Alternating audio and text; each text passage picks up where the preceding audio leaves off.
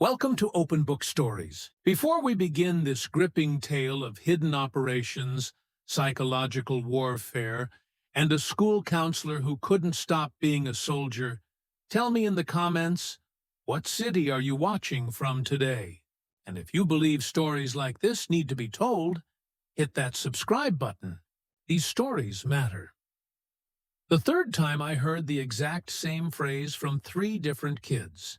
I knew this wasn't bullying, it was recruitment. Dr. Lisa Morgan set down her pen and stared at the yellow legal pad on her desk. 3 names, 3 separate interviews over 3 weeks, 3 teenagers who had nothing in common except fear, and 1 identical sentence that kept appearing in their stories. They said I could be protected. Word for word. Verbatim. Not a paraphrase, not a variation, the exact same language. Lisa's hand moved to her desk drawer, fingers brushing against the worn leather notebook she kept hidden beneath old conference programs. She hadn't opened it in 4 years, hadn't needed to. That was the point of leaving the Army, of getting her doctorate, of becoming a high school counselor in suburban Phoenix.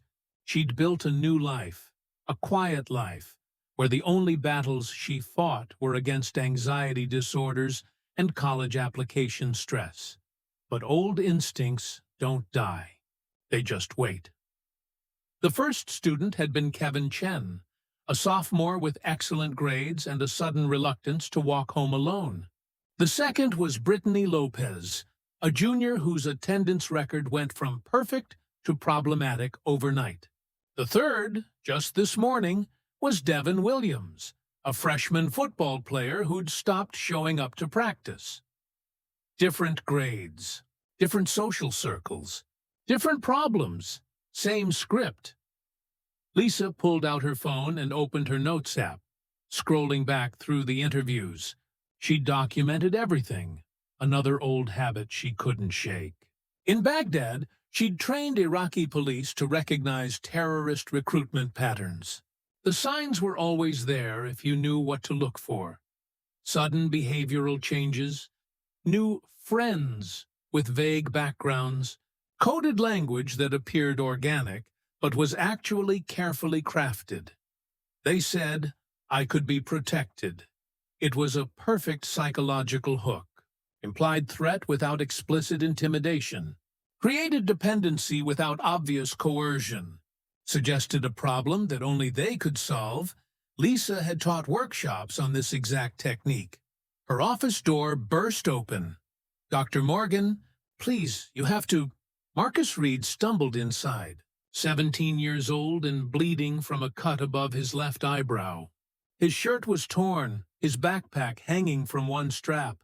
But it was his eyes that stopped Lisa's breath, wide with the kind of terror that transcended teenage drama. She was on her feet immediately, years of combat medic training from her deployment flooding back. Sit down. Let me see that cut. There's no time. Marcus glanced at the open door, then pushed it shut. They know I talked to you. Lisa's blood went cold. Who knows? Marcus, who did this to you? I don't know their real names. They just call him Prime. He runs everything. Marcus was breathing too fast, panic rising. Last week I came to you about the weird texts I was getting, remember? The ones offering protection if I did some favors. She remembered. She'd logged it as potential gang activity and reported it to Principal Hendricks, who'd promised to look into it. What happened? Lisa grabbed the first aid kit from her cabinet, her movements efficient and calm despite her racing heart. After I left your office, they were waiting in the parking lot. Said I had a choice, work with them or deal with the consequences. I thought they meant like, jump me or whatever. Marcus winced as Lisa cleaned the cut. But Dr. Morgan, it's not like that. They're organized. They knew my schedule, my route home, where my little brother goes to elementary school. They knew I talked to you, and they knew exactly when. Lisa's hands stilled. "Your brother?" "Jake. He's 9. Marcus's voice cracked. "They said if I talked again, if I told anyone, they'd make sure Jake learned what happens to snitches." The words hit Lisa like a physical blow. This wasn't standard gang intimidation. This was intelligence-level surveillance and psychological operations. Whoever was running this knew exactly how to identify vulnerabilities and exploit them with surgical precision. "Did you tell the police?" Marcus laughed bitterly. "My cousin tried that last year. Reported some guys for recruiting at the rec center. 2 days later, his house got robbed. Police report said it was random, but nothing was taken except his laptop, the one with all his evidence screenshots." Lisa walked to her window, looking out over the student parking lot. Her Subaru was in its usual spot. Nothing looked unusual. But if Marcus was right, if they had that level of organization and surveillance capability, she'd been compromised the moment she started noticing the pattern. 4 years. She'd stayed clean for 4 years, kept her head down, lived the normal civilian life she'd promised herself after her last deployment. No operations, no intelligence work, no using the skills that the Army had spent 6 years teaching her. But some skills weren't meant to be retired. "Marcus, I need you to go to the nurse's office. Tell her you fell playing basketball at lunch. Can you do that?" He stared at her. "You believe me?" "I do." Lisa pulled out her phone. "And I'm going to help. But you need to stay visible, stay around adults, and don't go anywhere alone. Understand?" Marcus nodded slowly, something like hope flickering in his expression. "What are you going to do?" Lisa thought about the leather notebook in her drawer, about the phone numbers she'd sworn never to call again, about the captain she used to be before she became a counselor. "My job," she said quietly. "Now go." After Marcus left, Lisa locked her door and opened her laptop. The school's security camera system was accessible to all faculty through the main office portal, supposedly for student safety. She pulled up the footage from outside her office for the past hour. The video was there. She could see Marcus arriving, see other students passing by. But when she scrolled back to last week, to the timestamps of Kevin, Brittany, and Devon's appointments, the files were corrupted. Not missing, that would be too obvious, just corrupted enough that the footage was unwatchable. Someone had access to the school's systems. Someone knew how to cover their tracks. Lisa sat back in her chair, her counselor's mind warring with her operator's instincts. The counselor wanted to go to the police, to trust the system, to believe that proper channels would handle this. The operator knew better. Corrupted camera footage, compromised police reports, systematic recruitment using military-grade, psychological techniques. This wasn't some street gang recruiting kids to sell drugs. This was organized, professional, dangerous. She pulled out the leather notebook and opened it to the back page, where she'd written a single phone number in pencil 4 years ago, just before she'd packed up her Arlington apartment and driven west to start over. Lieutenant Colonel James Hartley, her former commanding officer, the man who'd recruited her into PSYOPS, who'd trained her to see the patterns others missed, who'd taught her that the mind was a more powerful weapon than any gun. The man who'd also understood when she said she couldn't do it anymore, when the weight of manipulating people, even enemies, became too heavy to carry. Lisa stared at the number. Calling Hartley meant stepping back into a world she'd fought hard to leave. It meant acknowledging that maybe you couldn't just stop being who you were trained to be. But Marcus's terrified face kept flashing in her mind. And his little brother, Jake, 9 years old. She picked up her phone and dialed. Hartley answered on the second ring. "This is a number I thought I'd never see again." "Sir, I need to pick your brain about something.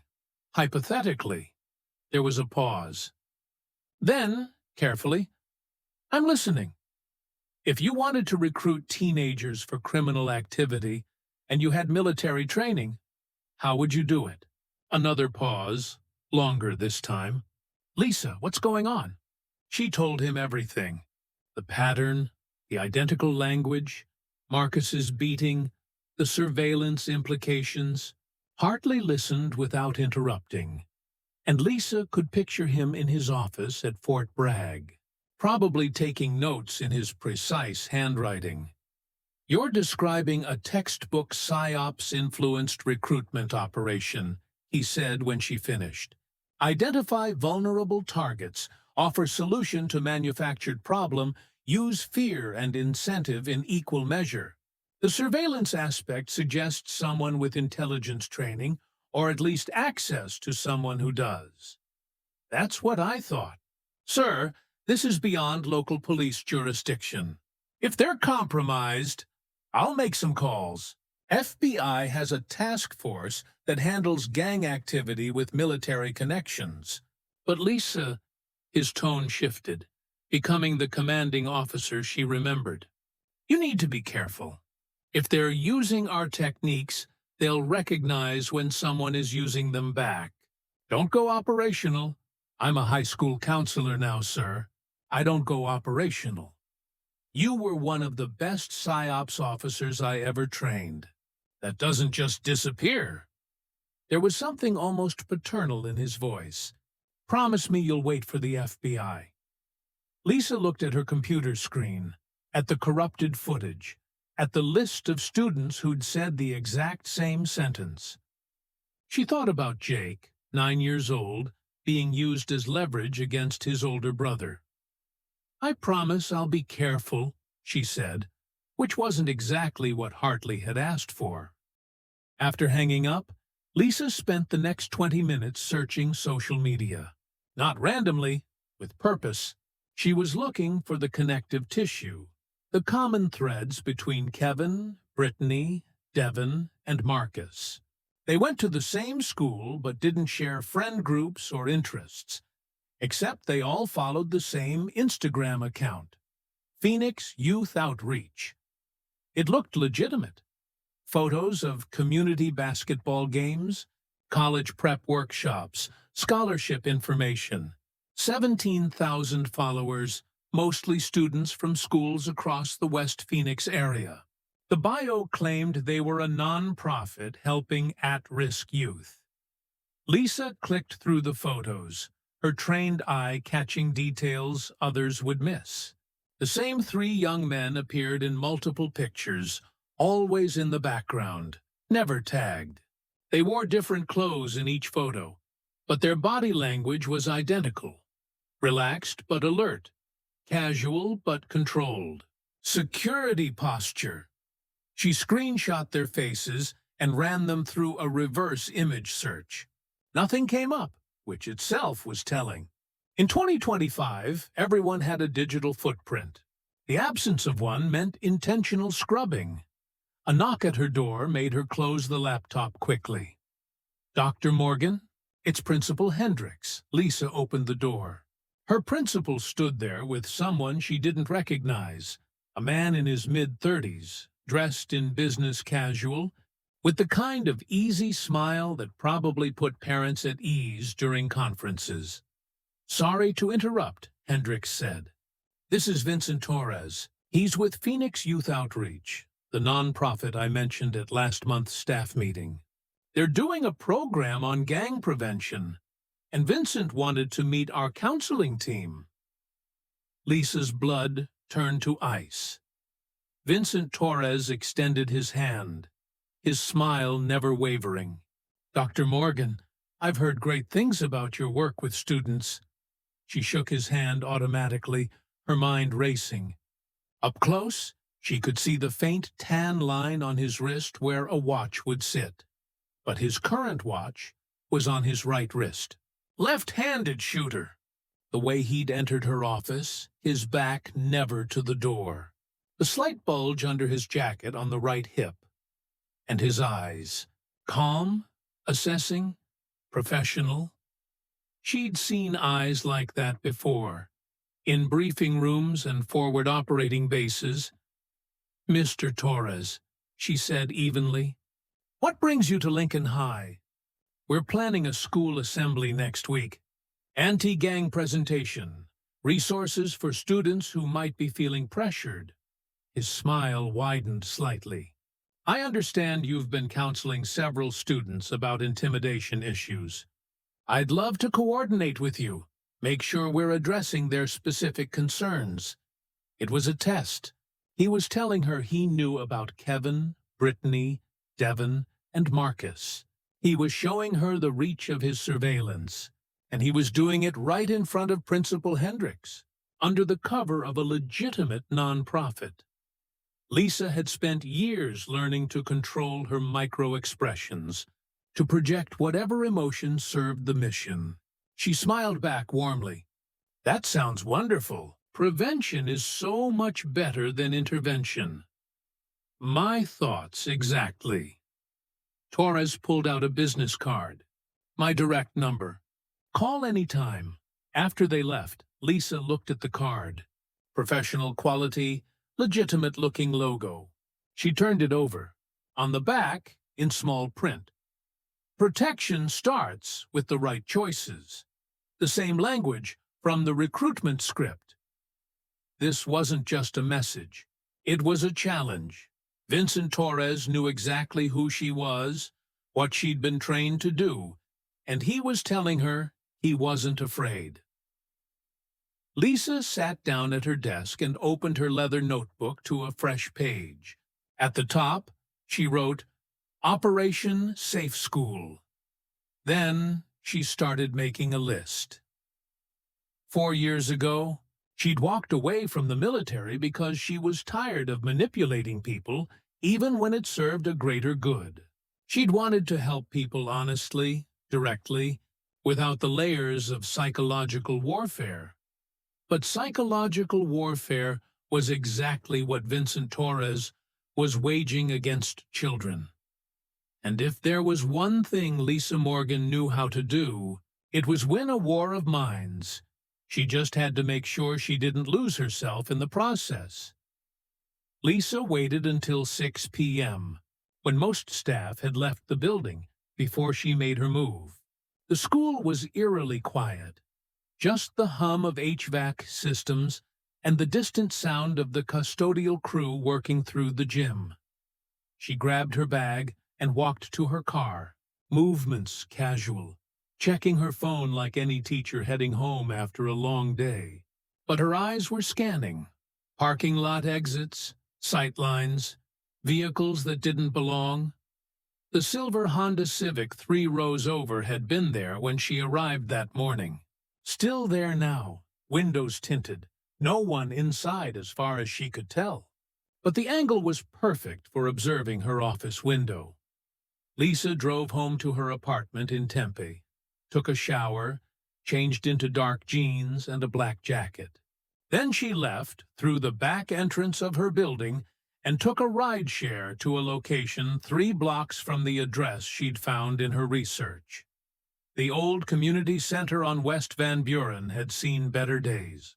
The parking lot was cracked, weeds pushing through asphalt, and the building's exterior needed paint.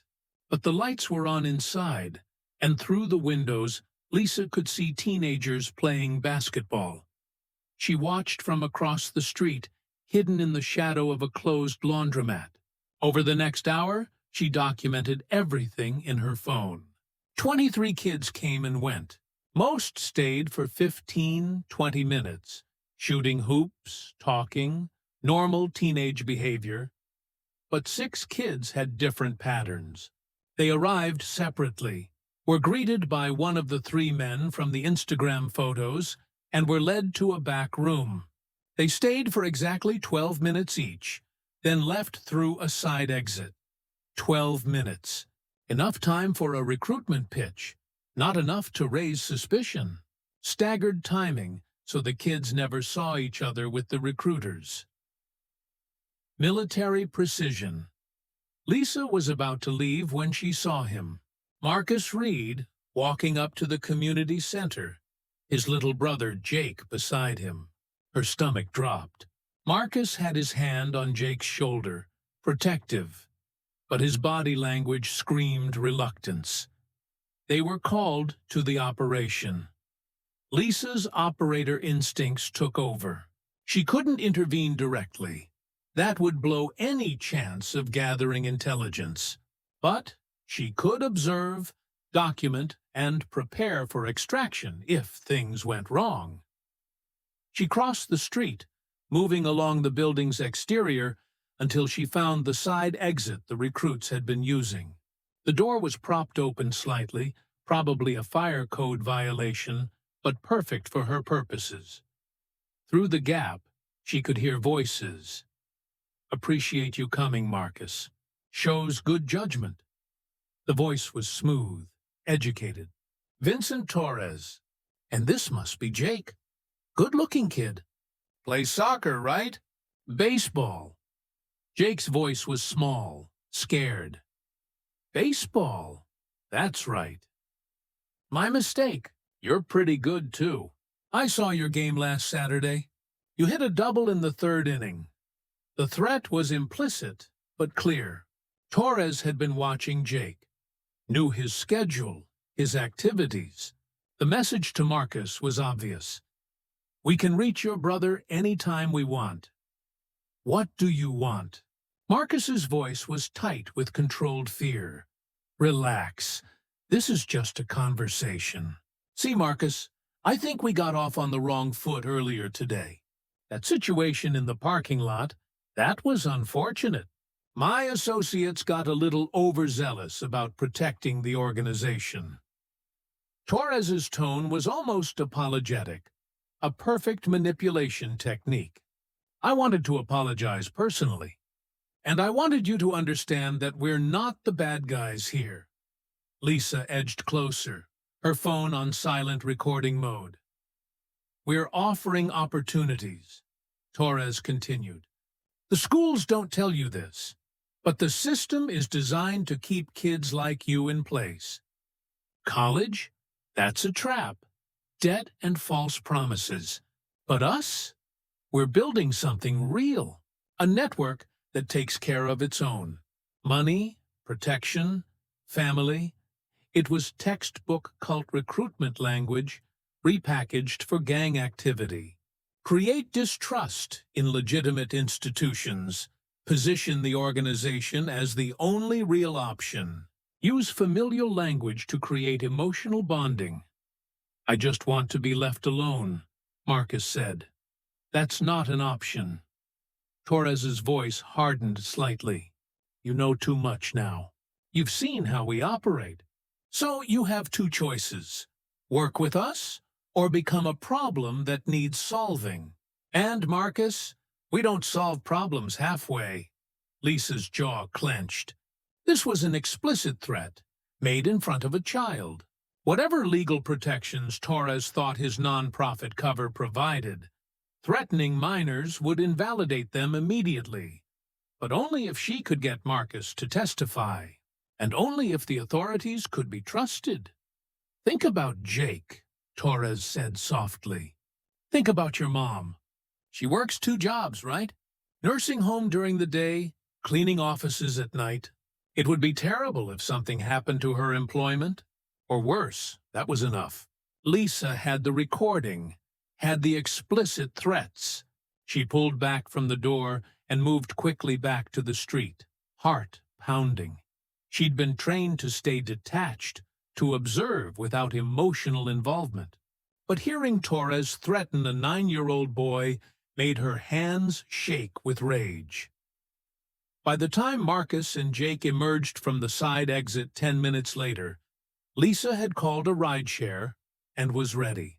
She intercepted them halfway across the parking lot. "Marcus! Jake! It's Dr. Morgan!" Marcus spun around, eyes wide with panic. "What are you doing here?" "Keeping an eye on you."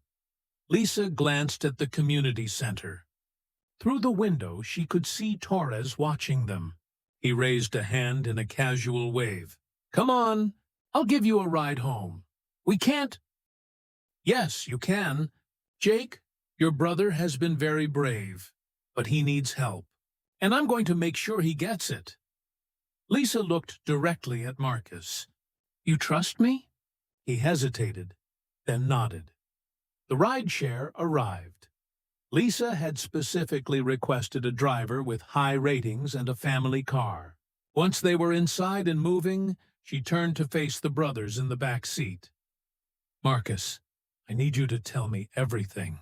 From the beginning, it poured out of him. 3 months ago, he'd been playing pickup basketball at the community center. One of Torres's guys had approached him, friendly, offering advice on his jump shot. Eventually, they'd asked if he wanted to make some money. Easy work, just delivering packages to addresses around the neighborhood. $200 per delivery. Marcus had done it twice before he realized the packages contained drugs. When he tried to stop, they'd shown him photos, surveillance shots of his house, his mother, Jake at school. The message was clear. You work for us now, or everyone you love pays the price. "How many other kids are involved?" Lisa asked. "I don't know. Maybe 20, 30. They keep us separated. We never meet each other." Marcus wiped his eyes. "Dr. Morgan, I'm sorry. I should have told someone sooner, but you were protecting your family. That's not wrong." Lisa's mind was racing through options. "Jake, you okay?" The 9-year-old nodded, clinging to his brother's arm. "Here's what's going to happen," Lisa said. "I'm taking you home. You're going to tell your mother that you're staying home from school tomorrow. Sick with the flu. Marcus, you too. I'm going to make some calls tonight. And by tomorrow morning, we're going to have a plan that keeps your family safe." Torres said the police can't help. He said they've got people everywhere. "I'm not calling the police." Lisa thought about Hartley, about the FBI task force he'd mentioned. "I'm calling someone better." She dropped them at their house, waited until they were inside, then had the driver take her back to her apartment. Once there, she immediately checked all her locks, closed all blinds, and set up her laptop on her kitchen table. Time to become an operator again. Lisa opened an encrypted messaging app she hadn't used in 4 years and typed a message to Hartley. "Confirmed military-trained adversary. PSYOPS recruitment tactics. Local PD compromised. Need immediate FBI intervention. Children at imminent risk." The response came within minutes. "FBI Special Agent Sandra Chen will contact you within the hour. Do not engage the target." "I mean it, Lisa." While she waited, Lisa pulled out a large notebook and started mapping the operation. She documented 19 different students who'd shown the warning signs over the past 3 months. Behavioral changes, new associations, sudden money or possessions. Not all of them had come to her office, but she'd noticed them. She created a network diagram connecting students to locations to known associates of Torres. The Phoenix Youth Outreach nonprofit was the hub, but there were spokes reaching into 4 different high schools, 3 middle schools, and 2 recreational centers. This wasn't just a gang. It was a recruitment pipeline, systematically targeting vulnerable teenagers across an entire district. Her phone rang. "Unknown number, Dr. Morgan? This is Special Agent Sandra Chen, FBI. Colonel Hartley briefed me on your situation." Lisa exhaled in relief. "Thank you for calling. I need you to understand something up front. What you've described matches a pattern we've been tracking for 8 months. Vincent Torres is former Army. dishonorably discharged 5 years ago for running a black market operation out of Fort Hood. Since then, he's been building a criminal network using military organizational techniques.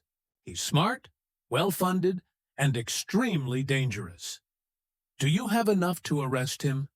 Not yet. He's insulated himself behind layers. The nonprofit is technically legitimate. He's never personally touched drugs or weapons, and he has alibis for every violent incident we've connected to his network. Chen's frustration was evident. We've been trying to flip one of his recruits, but he's chosen them well. Kids who are too scared to talk, who don't trust the system. What about Marcus Reed? I have a recording of Torres explicitly threatening him and his 9-year-old brother. There was a pause. You recorded it? Yes. I was conducting surveillance at the community center tonight. I have Torres on tape making threats against minors, including specific mentions of the mother's employment and safety. Dr. Morgan, that recording might not be admissible in court, depending on Arizona's wiretapping laws, but it doesn't matter. It's enough for us to move on protective custody for the family and accelerate our investigation. Chen's tone shifted to professional efficiency. I need you to send me everything you have. Recordings, documentation, student names, and then I need you to step back. Torres already knows you're involved. That makes you a target. Lisa thought about the silver Honda in the school parking lot, about the way Torres had shown up at her office with Principal Hendricks as cover. I think I'm already a target. Then be smart about it. Former PSYOPS officer or not, you're a civilian now. Let us handle this. How long until you can move on Torres? If the recording is as clear as you say, we can get protective custody orders by tomorrow morning and raid the community center by tomorrow night. But I need your cooperation, Dr. Morgan. No more lone surveillance. No more direct contact with the suspects. Lisa agreed, sent over all her files, and hung up. Then she sat at her kitchen table, staring at her network diagram. 24 hours. That's how long the FBI needed. But what if Torres moved faster? She pulled up the school calendar on her laptop. Tomorrow was Friday. Torres had mentioned wanting to do a school assembly. Hendricks had seemed enthusiastic about it. Lisa opened her work email and scrolled through administrative messages until she found it. Assembly, Friday. 2 feet, 2 p.m. Phoenix Youth Outreach Gang Prevention Presentation. Torres was coming to the school tomorrow, with official permission, to give a presentation to hundreds of students. It was the perfect recruitment opportunity. Access to the entire student body, legitimacy granted by the school administration, and a chance to identify which students were receptive to his message. And if Torres suspected that Lisa had escalated to federal authorities, tomorrow might be his last chance to operate freely, which meant tomorrow might also be his chance to eliminate a problem. Lisa looked at her phone. She could call Chen back, tell her about the assembly, ask for agents to be present. But Torres would spot FBI immediately. They'd have to identify themselves to school administration. And if Hendricks was compromised, or even just naive enough to mention it, Torres would disappear, or she could let the assembly happen. Observe and trust that the FBI would move fast enough afterward. Or, and this was the option that made her hands steady for the E. First time all day, she could use the opportunity to do what she'd been trained to do. Not violence, not confrontation, but psychological operations. Torres was planning to use the assembly for recruitment, to identify vulnerable kids, to reinforce his network's power. But what if Lisa used the same platform to dismantle his credibility? to expose his manipulation techniques to an audience who'd been trained to recognize them? It was risky. It would definitely violate Chen's instruction to stand down, and it would put her in direct conflict with a man who'd already proven willing to hurt children.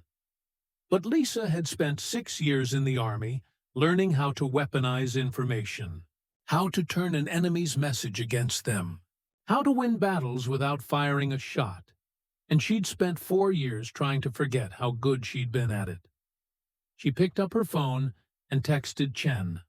"Torres is giving school assembly tomorrow at 2 p.m. Recommend surveillance, but no direct intervention until after. I have a plan." The response came immediately. "Absolutely not. We cannot risk civilian involvement in an active operation." Lisa typed back. "Understood." Standing down. Then she opened her laptop and started preparing for tomorrow. Some promises were made to be broken, especially when children's lives were at stake. Friday morning, Lisa arrived at school an hour early. She'd barely slept, running through scenarios and counter-scenarios until her brain felt like it might short-circuit. But that was familiar territory. She'd functioned on less sleep in worse circumstances.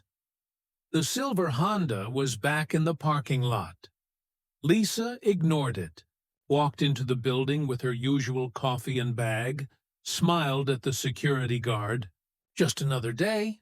But in her bag, alongside lesson plans and student files, she carried a USB drive with a very specific presentation loaded on it. First period, she pulled Marcus out of class. He looked exhausted, dark circles under his eyes, but at least he was here. "How's Jake?" she asked once they were in her office with the door closed. "Scared. Mom kept him home from school." Marcus slumped in the chair. "Dr. Morgan, those FBI agents came to our house at 6 this morning. They said we're in protective custody, that we might have to testify. Mom's freaking out about missing work, about losing the apartment. That's not going to happen. Agent Chen will make sure your family is taken care of." Lisa leaned forward. "Marcus, I need to ask you something important. The assembly this afternoon, Torres is speaking. Everyone's talking about it. He's like a local hero or whatever. All the basketball players think he's amazing." Marcus's voice was bitter. "They have no idea. What if they did? What if someone showed them exactly who Torres really is?" Marcus looked up sharply. "What do you mean?" Lisa pulled out her phone and showed him a photo she'd prepared, a screenshot from Torres's military records that Hartley had quietly sent over. Vincent Torres, dishonorably discharged for theft and fraud. Before that, he was a ranger. Good soldier until he decided there was more money in crime than service. "How did you get this?" "I have friends in places that keep records." Lisa showed him another image, a map of Torres's operation with all the schools and community centers marked.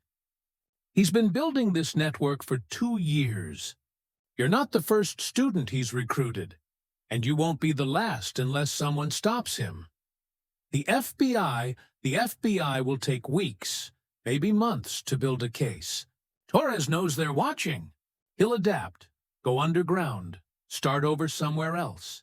But if we expose him publicly, if we show every student in this school exactly what he's doing and how he's doing it, we cut off his recruitment pipeline. We make him toxic." Marcus stared at the images. "You want to call him out? At the assembly? I want to dismantle his entire operation using the same techniques he uses to build it. Psychological warfare, Marcus. Fight manipulation with truth." Lisa paused.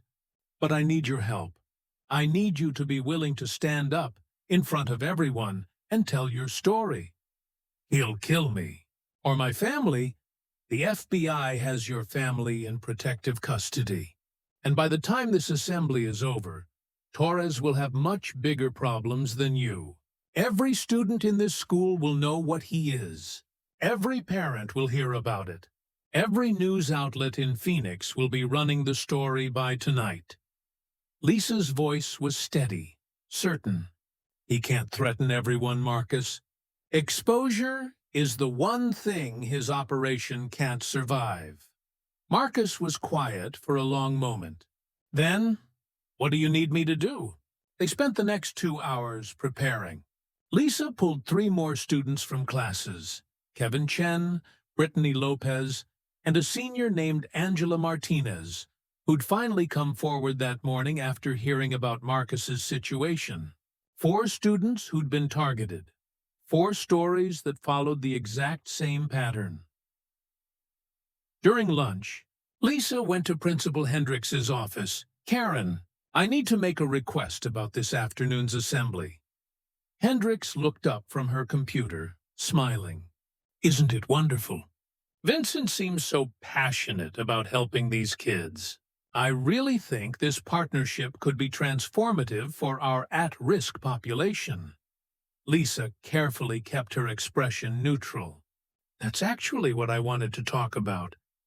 I've been working with several students who've had direct experience with gang recruitment tactics. I think it would be powerful if they could share their perspectives during the assembly. Give the other students a real-world context." "That's a great idea. I'll let Vincent know." "Actually, I was hoping to keep it as a surprise. More authentic that way. Sometimes when these presentations are too scripted, students tune out." Lisa smiled warmly. "Trust me, it'll be impactful." Hendricks hesitated, then nodded. "All right. You've never steered me wrong, Lisa." At 1:45 p.m., the gymnasium was packed.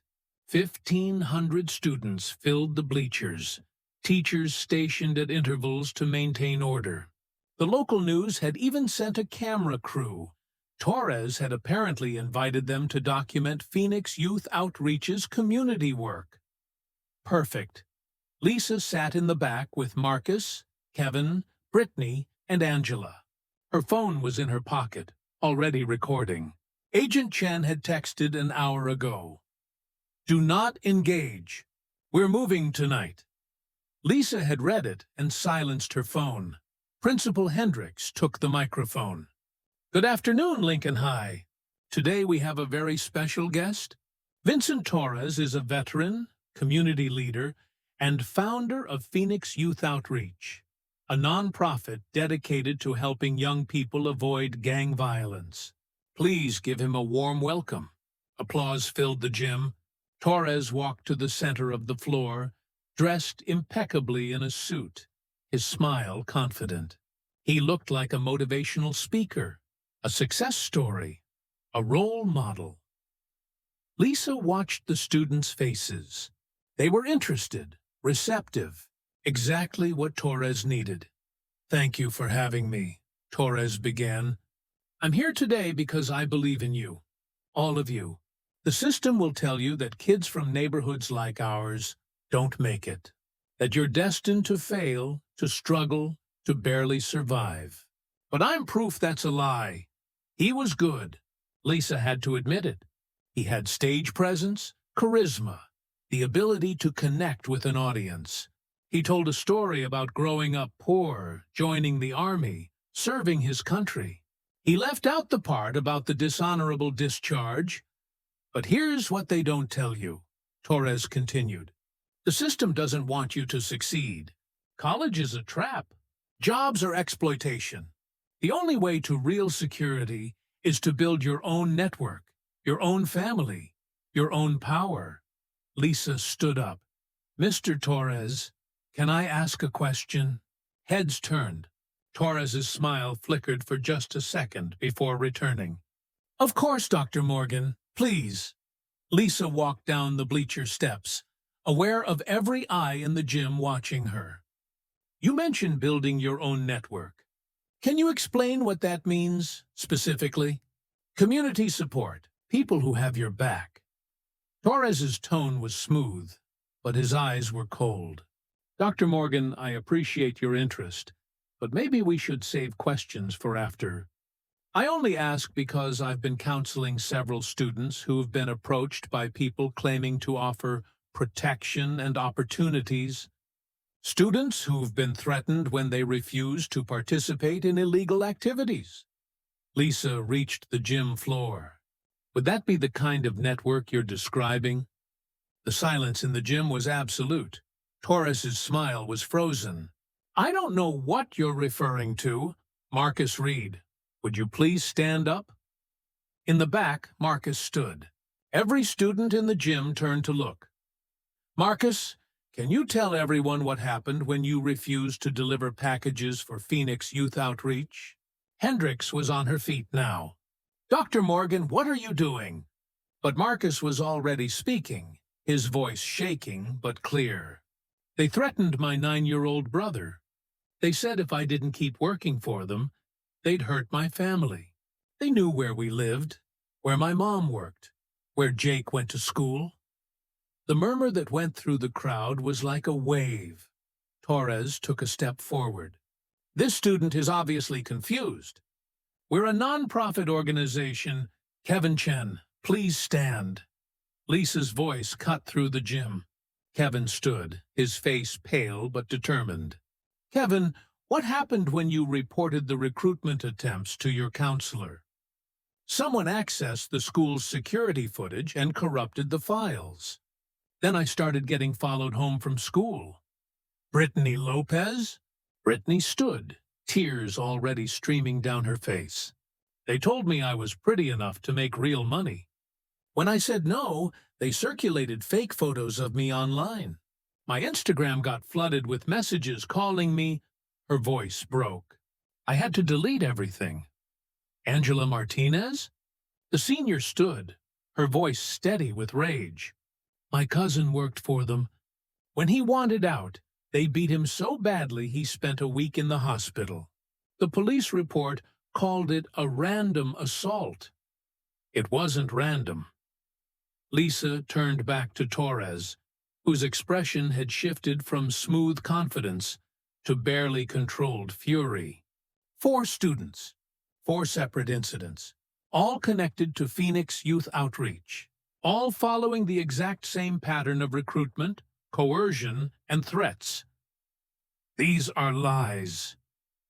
Torres's voice was hard now, the charismatic speaker gone. You're putting these kids up to this, am I? Lisa pulled out her phone and connected it to the gymnasium's AV system with a cable she'd prepared earlier. Because I have a recording of you, Mr. Torres, explicitly threatening Marcus Reed and his 9-year-old brother just last night. She pressed play. Torres's voice filled the gymnasium. Think about Jake. Think about your mom. She works 2 jobs, right? Nursing home during the day, cleaning offices at night.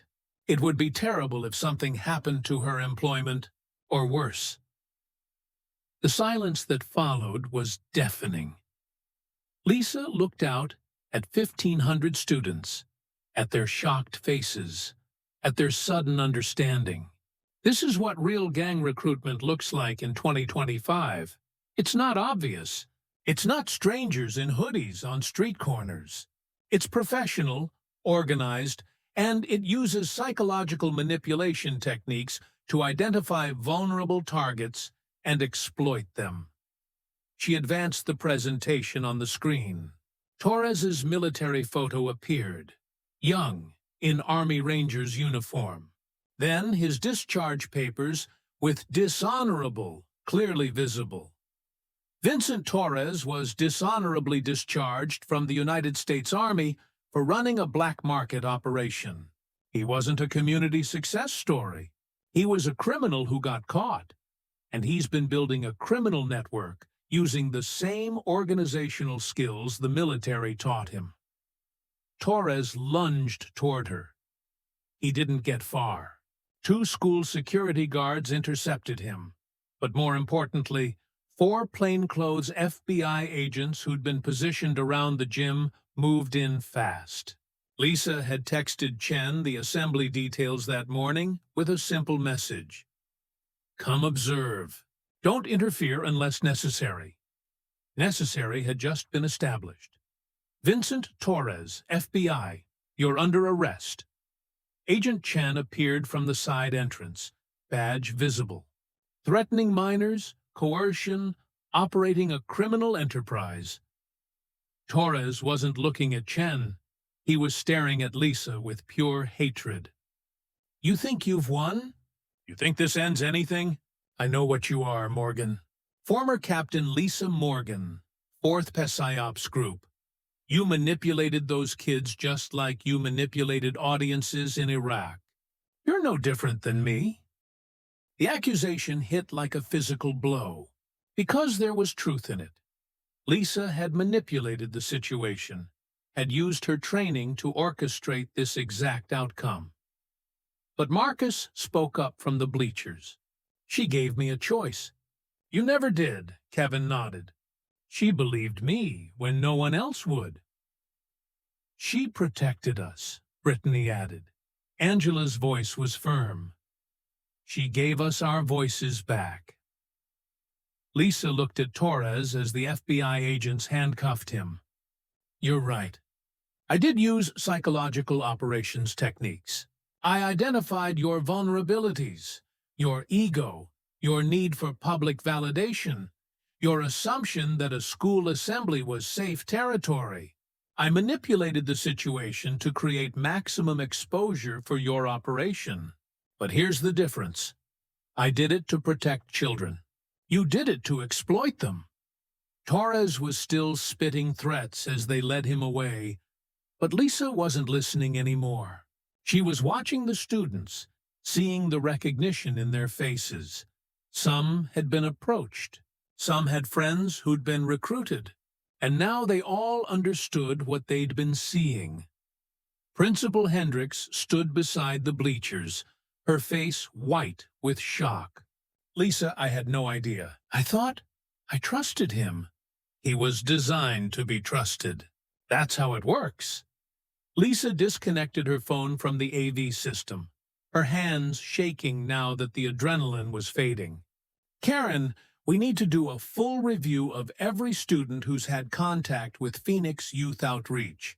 And we need counseling resources ready, because a lot of kids are about to realize they've been manipulated. The news cameras had captured everything. By the time school ended, the footage was already going viral. By evening, every major Phoenix news station was running the story. By the next morning, 3 other schools came forward with similar complaints about Phoenix Youth Outreach, and the FBI had arrested 7 more members of Torres's network. Lisa spent the weekend at the FBI field office, giving statements, providing documentation, explaining her methodology. Agent Chen was professional but stern. You deliberately went against my explicit instructions. I did. You put yourself and those students at risk. I calculated the risk and determined it was acceptable given the protective measures in place. Chen studied her for a long moment. Colonel Hartley warned me you were stubborn. He also said you were one of the best tactical thinkers he'd ever worked with. She paused. The recording you made, combined with the public exposure, broke the case wide open. Torres's network is collapsing. He's already trying to cut deals, giving us names of corrupt local cops and officials. You did that. The students did that. I just gave them a platform. Don't be modest, Dr. Morgan. You orchestrated the whole thing like a military operation. Chen's expression softened slightly. But I need to ask, are you planning to make a habit of this? Because if you are, we should talk about consulting contracts instead of obstruction charges. Lisa had thought about that question all weekend. The thrill of operational planning, the satisfaction of outmaneuvering an adversary, the pure effectiveness of using her training for a clear purpose, it had all come rushing back, and it had felt good. Too good. I'm a school counselor, Lisa said finally. That's who I chose to be. This was an exception, not a new career path. Chen nodded, but her card was on the table between them. If you change your mind, call me. The Bureau needs people who understand both psychology and operations. Monday morning, Lisa returned to school expecting chaos.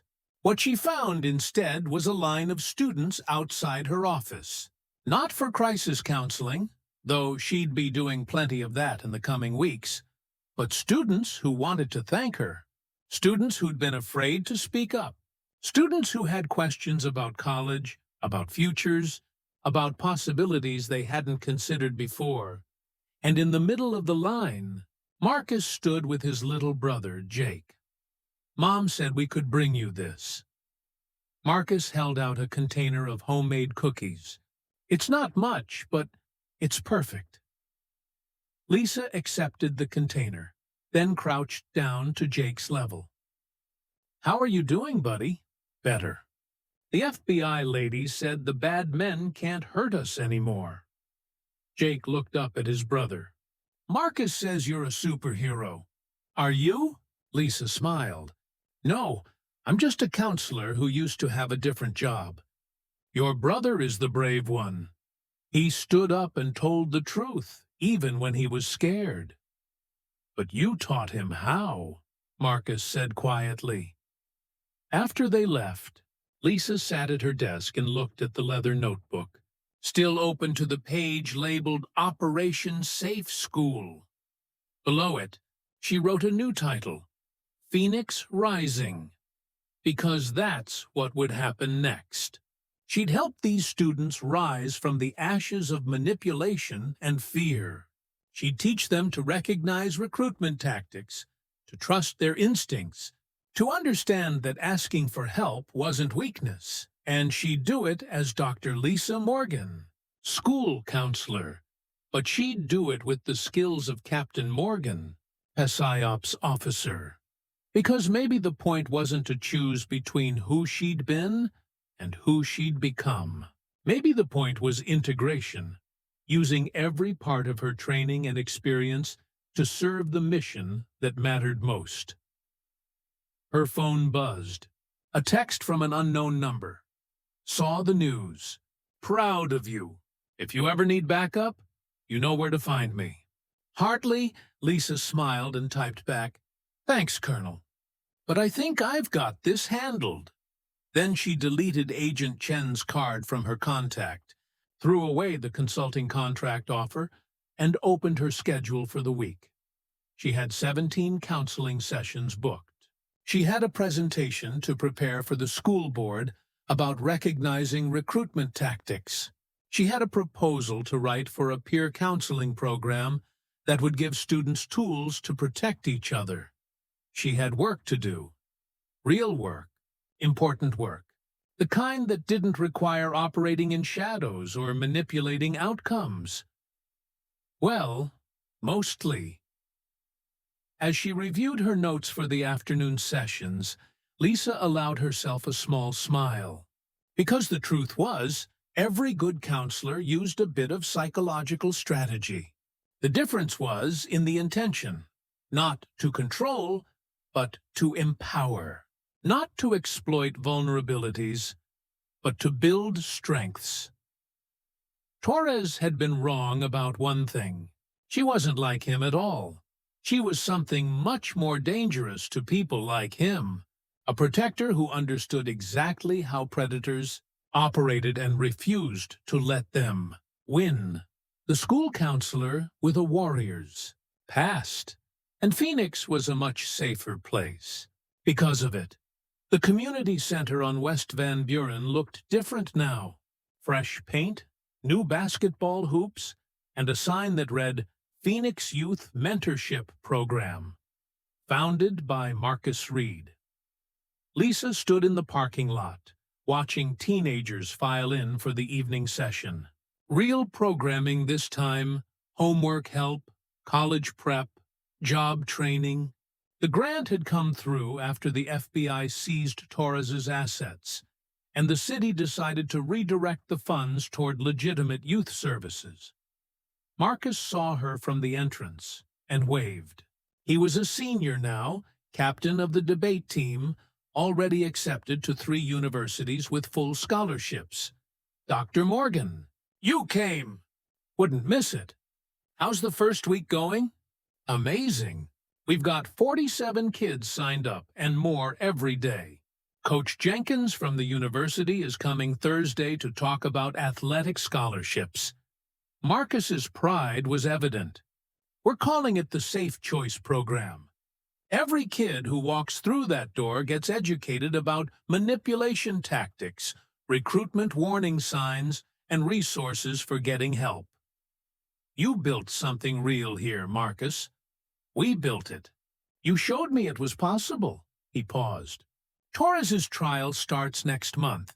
Agent Chen said you don't have to testify if you don't want to. They have enough evidence without you. I'll be there anyway. Those students deserve to see it through. After Marcus went back inside, Lisa stood in the parking lot a moment longer. The silver Honda was gone, replaced by families dropping off their kids. The neighborhood felt different, safer, more hopeful. Her phone buzzed. A text from Principal Hendricks. Emergency faculty meeting tomorrow morning. Budget cuts from the district. We might lose counseling positions, Lisa sighed. There was always another battle, another challenge.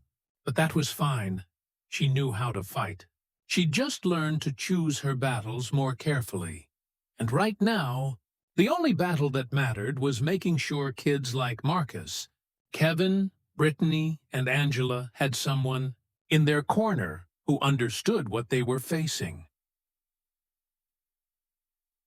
A school counselor who'd seen the darkness, but chose to walk in the light. A warrior who'd learned that sometimes the most powerful weapon wasn't manipulation or control. It was truth, compassion, and the refusal to let predators win. Dr. Lisa Morgan drove home as the Phoenix sunset painted the sky in brilliant orange and gold. She had 17 counseling sessions tomorrow, a budget fight to prepare for, a testimony to practice for Torres's trial. She had students who needed her, and for the first time in 6 years, she was exactly where she was supposed to be, using all of who she was, past and present, to protect the people who couldn't protect themselves. The school counselor's past wasn't a burden to hide. It was a weapon to wield, carefully and with purpose. And Phoenix was learning that some heroes don't wear uniforms, some wear lanyards and carry coffee mugs that say, "World's okayest counselor." But they're heroes nonetheless.